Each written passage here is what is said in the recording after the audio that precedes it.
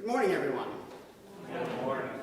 My name is Patrick Hall. I'm a member of the vestry here, and I also happen to be the treasurer. Woohoo! So I guess there's no one better to speak about stewardship, right? You know, when I sat down to write this speech on stewardship, I had a really hard time deciding where to begin. Now, maybe that's because I had just gotten done watching my beloved LSU Tigers lose for the fourth time this year and fire their coach. Or maybe it's just because it's been a really, really tough couple of years. We've had to give so much. It makes it hard to then ask people to give more. You know, when you turn on the news or you look in the morning paper, you're just blasted by the latest natural disaster or partisan bickering in Congress or a senseless tragedy on our streets. And that's not even including the COVID-19 pandemic. It can really be kind of overwhelming. You know, on a personal level, I haven't been immune from these tragedies either. Earlier in the year, my wife Jillian contracted COVID, and she had a really long and arduous recovery. She was one of the long haulers. And just as she was coming out of it, my father passed away.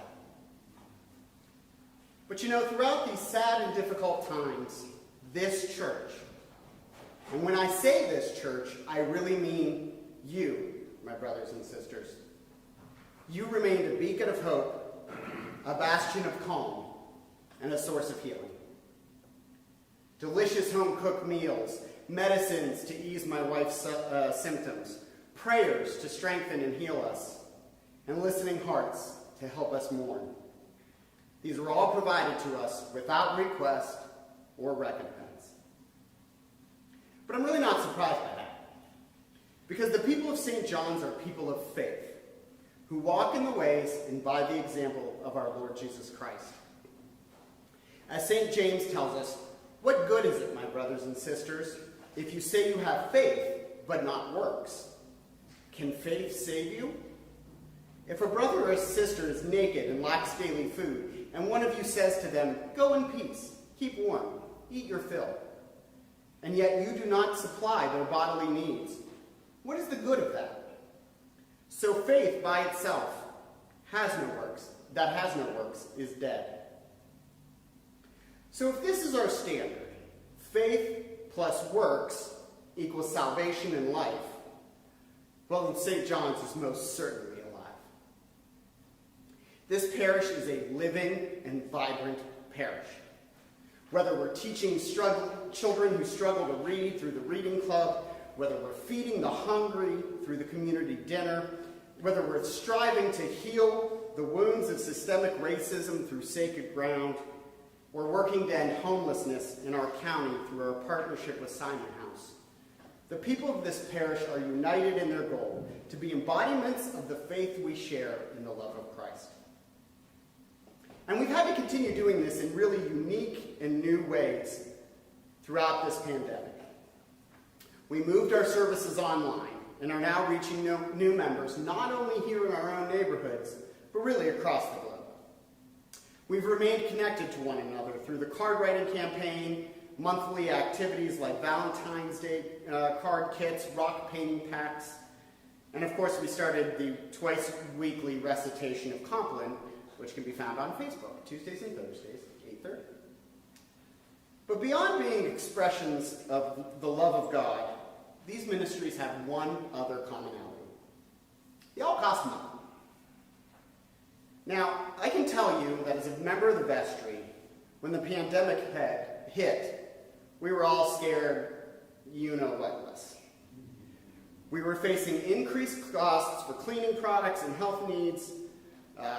We were going to have to spend a lot of money for broadcasting equipment to stream our services online. And then, of course, we also had the ongoing costs of building maintenance, utilities, and staff salaries. And this was all while facing the loss of significant income through our weekly pledges and plate donations due to the loss of in-person services. But God answered our prayers. You answered our prayers.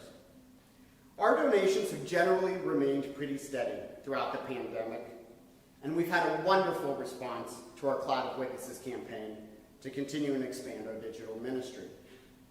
But the cost of these ministries has not been borne equally by all. Over 80% of our parish's pledges are given by around 20 households. To those families, I say a very heartfelt thank you. But I want to speak now to those who do not give anything or give on a very infrequent basis. Please consider giving a weekly recurrent pledge. Doesn't have to be a lot, $10, $20. In fact, if you want to just skip going to Starbucks and getting your Frappuccino or mocha latte after this service, and instead commit to giving the $5 into the plate every week, that will go a long way. If you give $10 a week, that's $40 a month. That's $480 a year. That's real money. That $480 can help to pay to heat this church over the winter. It can help to go to buying supplies for our children's Bible studies. It can go to pay for food after a funeral. And you know, we make it so simple to give.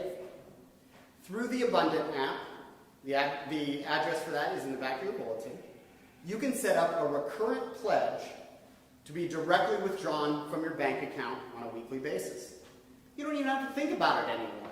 You can just set it and forget it, like those old Ron Popeil infomercials. Now, of course, for those of you who would prefer, we will still accept check or cash in the collection plate, or you can mail it in if you so desire, if you want a non-digital donation. Now, I know some of you are visual learners like me, so I'm going to leave you with a small example that a small gift can be an important one. And that is this humble roll of toilet paper.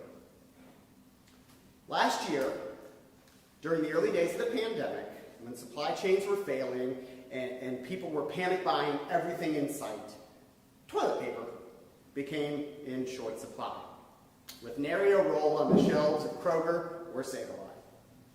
Now, because we buy our toilet paper in bulk from Cisco, we had a ready supply, and we also had access to quite a bit more. So in a peak of serendipity and ingenuity, we placed a table at the front doors of our church with a very simple sign on it saying, "Take as much as you need." Now, anyone who's reached for an empty roll of toilet paper when they're in the bathroom will tell you a simple gift can be a powerful one. Please consider giving a simple gift. Thank you.